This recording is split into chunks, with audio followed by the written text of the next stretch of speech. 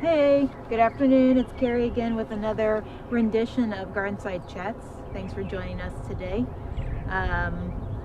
Today we're going to talk about thinning, which is a really important and yet kind of painful gardening task for maintenance of specific vegetables in your garden. So, let's get started. Hope everyone's garden is doing well.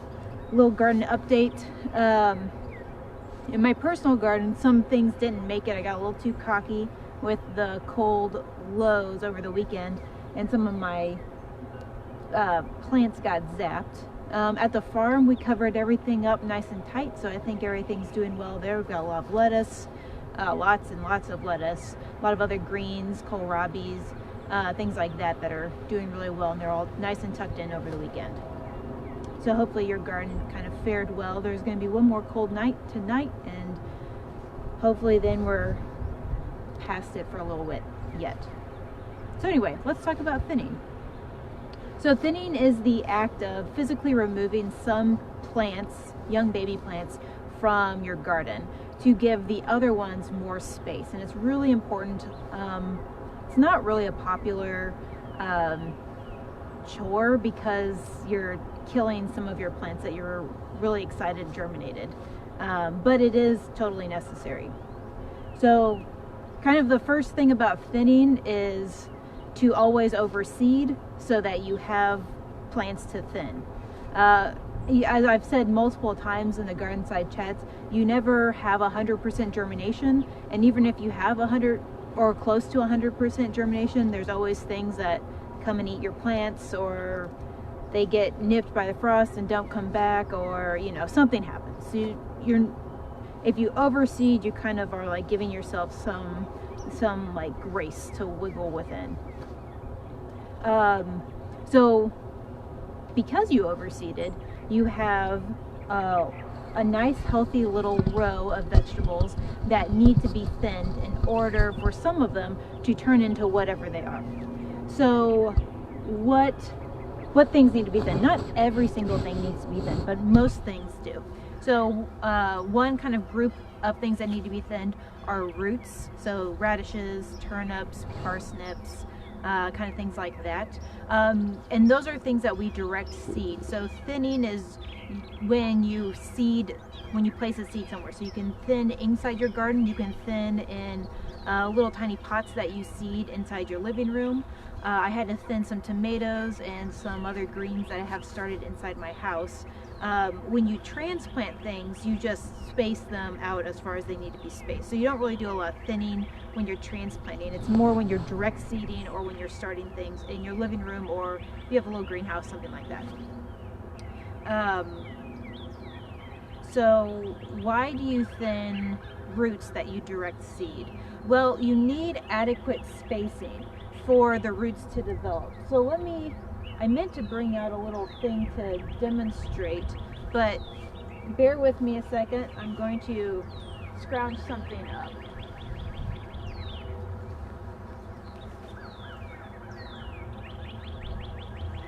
And I'm back. Okay. So for the sake of conversation and the concept, let's pretend these two rocks are radishes. And let's pretend they're roughly the same size. So if you have the rocks planted not entirely spaced adequately, so let's say for them to grow into radishes, they need to be spaced at least, each seed needs to be spaced at least this far apart for them to grow into radishes. If you space the seed this far apart, you get radishes that are much smaller, thinner, maybe weird shaped, spindlier. So you need to make sure that the seed is spaced adequately so that the roots have space to develop into the plant they want to turn out to be. I had intended on bringing Easter eggs out for that demonstration, but I forgot to. Anyway, other things that need to be thinned, not so much for root development, although somewhat for root development, but more for leaf development, are mature greens. So those are things like kale, Swiss chard, collard greens, mustard greens to some extent. Those are all greens that you can either harvest really small, and if you like them really small, you can choose not to thin or only thin just a little bit. But if you like them kind of big and maybe a little firmer for you know, sauteing and cooking and those kind of things, you need to space them out enough so that they have space to make the large mature leaf. Also, leaves need a lot of air circulation around them, so you want to give them space so that they can kind of get breeze all around their big leaves. Other things that you want to make sure that you thin, that you direct seed in your garden, are things like green beans, which can be bush beans or pole beans, summer squash, melons, winter squash, okra, like the things that produce fruits that you direct seed in your garden. So like I said earlier, you would thin tomatoes and peppers and eggplants in your living room or wherever you have them started if you're going that route. But if you're transplanting them, which you always do with those three things, you just space them out adequately so you don't need a thin. Thinning is just for direct seeded vegetables. Particularly with fruits like the beans, the okra, squash, if you have them growing too tightly, they might not ever even produce fruits. So let's think about like a plant's life cycle real quick. You plant a seed, the seed germinates, so you get a root, you get little leaves on top, and then the plant takes sunlight and nutrients from the soil and water and turns into a nice big plant, so the leaves get bigger, and at some point it starts to flower. And then you have flowers on the plant along with the big leaves, and an insect comes and pollinates the flowers, and then the flowers shrivel up and die, and there becomes a young fruitlet, and then that fruit over time develops and matures and turns into the fruit that we eat. So in the case of like beans, that's a couple days. Well, the pollination of the flower to like the bean picking stage is only a very short time versus something like winter squash, which takes weeks to months to mature, for that fruit to mature. So the fruit is the last thing a plant does, an annual plant does in its life cycle. So it takes a lot of energy to get a plant to produce a fruit. So if your plants are really close together and are competing for sunlight, competing for water, competing for nutrients in the soil, they might not ever get to the point where they can produce the fruit at all. Or if they produce flowers and the flowers are pollinated, maybe they produce 1/10 of the amount of the total harvest that they could if they were adequately spaced out and had enough sunlight, water, and resources and like soil nutrition to turn into, to produce the fruits that they want to produce. So thinning is important for all the plants that produce all of the things we eat. They're important for the roots, the plants that produce the leaves that we eat, and the plants that we plant for the fruit that they produce. So although it's not like, it's kind of hard to do, thinning is an incredibly important component of a well-maintained garden. So other than, there's a couple other reasons why you want to thin, and that's, I'm going to go over that real quick and then we'll do a little demo.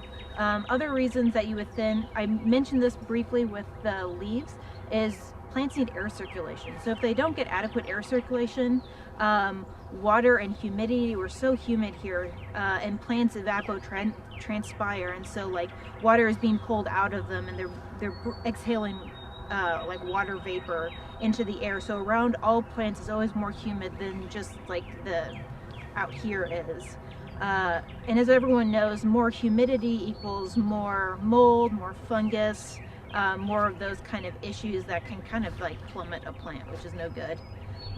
So if you have them adequately spaced out, they can get the air circulation, you can kind of keep all of those issues at bay.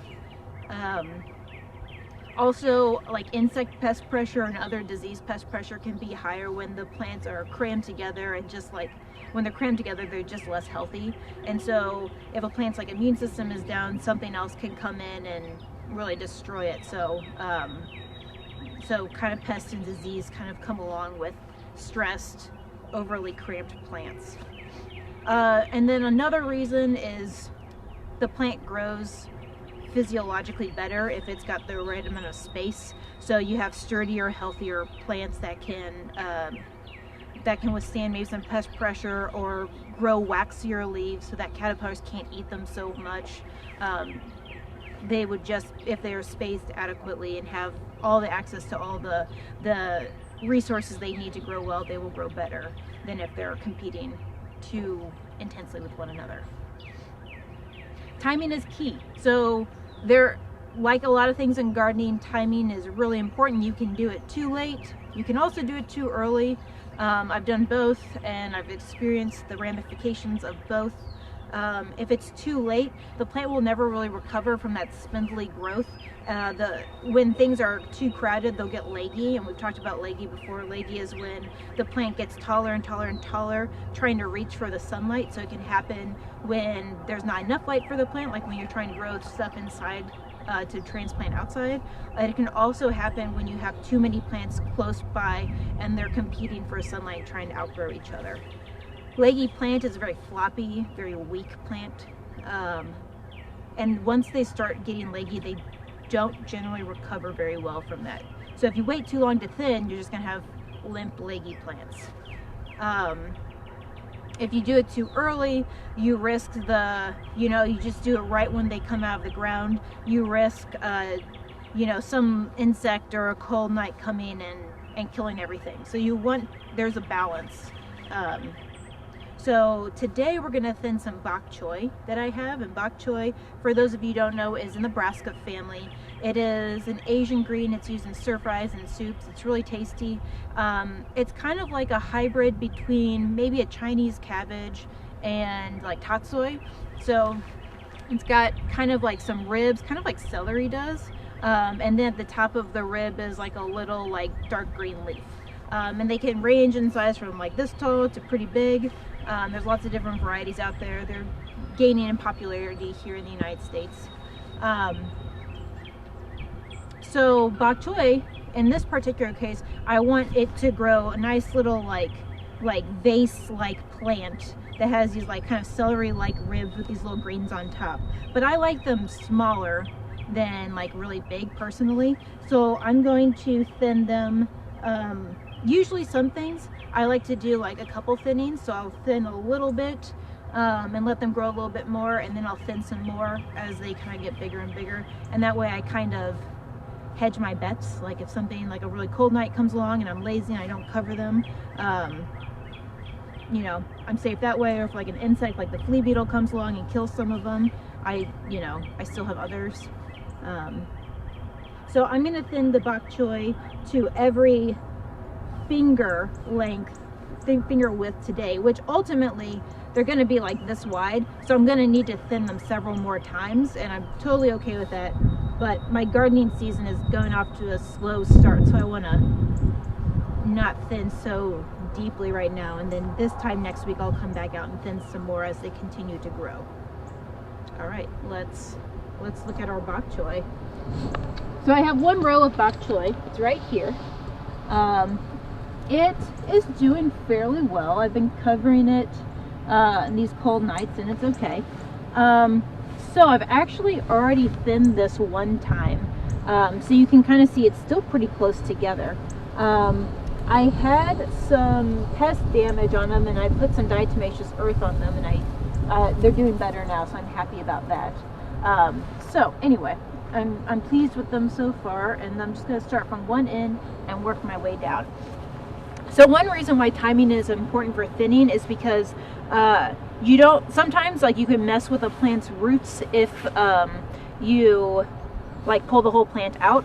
So you either want to, if you're planning on pulling the whole plant out when you're thinning, you either want to do it really young before the roots are really established, or if that's kind of past the moment for it, you can get a small pair of scissors or your fingernails out to kind of snip them off if you don't want to pull them out. So in this case, I'm just going to make sure that each is between a finger width apart. So these are fine for now. They're all going to live until next week, until I come back. But here's a little clump that's a little tight. So when you thin, you just take what you think is going to be like the sturdiest plant. So I'm definitely going to take this little guy, and these are still young enough that the roots aren't very big, and this one actually just plucked right out of the ground. And then I'm going to take this one, again, just kind of pull it out, and that'll be good. And then I'm going to take this one, because it looks kind of weak. Let this one grow. There's some weeds around it that I'll leave for now. This one looks kind of weak. Pull that out. This one doesn't have any around it anyway, so I don't have to do anything there. Here's another couple. I'm going to pull these little guys out. This one too. Here's another little cluster. So when you thin, like when you're done, you look back at it and you're like, oh man, there's like no more plants. And I totally get that. But what you're letting the plants that you're leaving to do is get a lot bigger. And so over time, like until you thin again, they'll fill in nice and full. Like I said, I've already thinned these once, and the first time I thinned them, it was like, oh man, I pulled so much out. But now you probably look at them and you're like, wow, I can't believe this is the second thinning for this bok choy, because it was so full.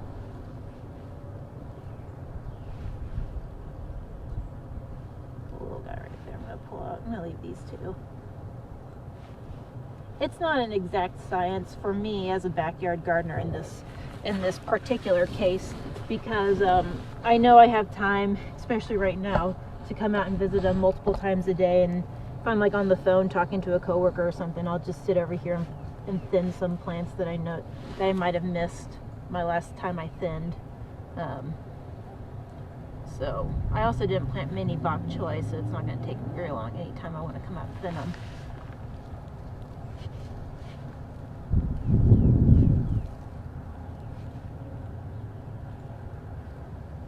If you have a lot of things that you're thinning, you can save them and then eat them as if they were like microgreens or sprouts or something. I don't have that many in this case, so I'm not gonna save them. I'm just kind of tossing them. Oh, look how big those roots were on that one. I'm gonna just kind of toss them off to the side, and they'll get eaten by something or decompose back into the garden. It's really interesting to look down this row of bok choy and see where some of them were kind of nipped by the cold and some of them weren't. It was just barely cold enough to do some damage, but some of them got damaged and some of them didn't. All right, that's about it. So I thinned them a little bit. Might be kind of hard to tell. There are some weeds in here that might like kind of obstruct the view, but the weeds are kind of small and it's been hard for me to hand weed. So anyway, so yeah, I thinned them probably about 50% down. I'll plan to do it again next week or in about 10 days. And that's the ultimate goal, is to get them about 3 inches apart from each other. And if I just do it little by little over the upcoming weeks, I'll make sure that I have a whole nice uninterrupted row of bok choy, or at least that's my goal. I will say, just for comparison's sake, right here I do have a couple rows of leaf lettuce that I seeded very densely. Depending on how well they continue, I might not seed them at all, or I'm sorry, thin them at all, because my goal is to have like little baby lettuce that I can just cut down. So in that case, when I want like little tiny baby lettuces or greens or whatever variety, I won't thin just and let them grow really thick and then just cut them right down. But if I wanted head lettuce or something, I would have to thin them to about 10 inches apart. But in this case, I'm just going for baby leaf lettuce. So that's kind of thinning in a nutshell. Kind of give yourself a pep talk. Like, it's important. You're making sure that you get some food from the active thinning, even though you're killing a whole bunch of young plants that might be doing great. Even if you're killing a whole bunch of young plants that are doing great, you might as well snack on them while you're doing it. I didn't do that just now, but you definitely could have with the bok choy. Timing is key, so watch your plants, and when they have at least one set of true leaves after they're cotyledon. So as just a little tangent, cotyledons are the very first leaves that come out of the ground, and then the second set, but they're actually the first set of true leaves, are when you can start thinning. And then you can thin a little bit at a time, or kind of all at once depending on your preference and how the season's going. But it is a really important thing to do, and you want to make sure to thin things in your garden so that you can get the roots or the leaves or the fruits from them. All right, so I think that's it as far as thinning goes. Tomorrow we're going to talk about trellising. I've got some peas that need to be trellised, and we'll talk about how different plants need to be trellised or tied up, so we'll talk about that. So if you're interested in that or know anyone that is, please tell them to stop on by at noon tomorrow. Yeah, if you have any questions about what we talked about today or anything garden-wise, let us know via Facebook or give our office number a call. We're still answering the phones. Or if you have any topics you want us to cover, let us know and we'll cover them at a seasonally appropriate time. As always, please like, plant, and subscribe for more content, or visit our website, columbiaurbanag.org, for more information about our programming and our mission. Thanks. I'll talk to you later.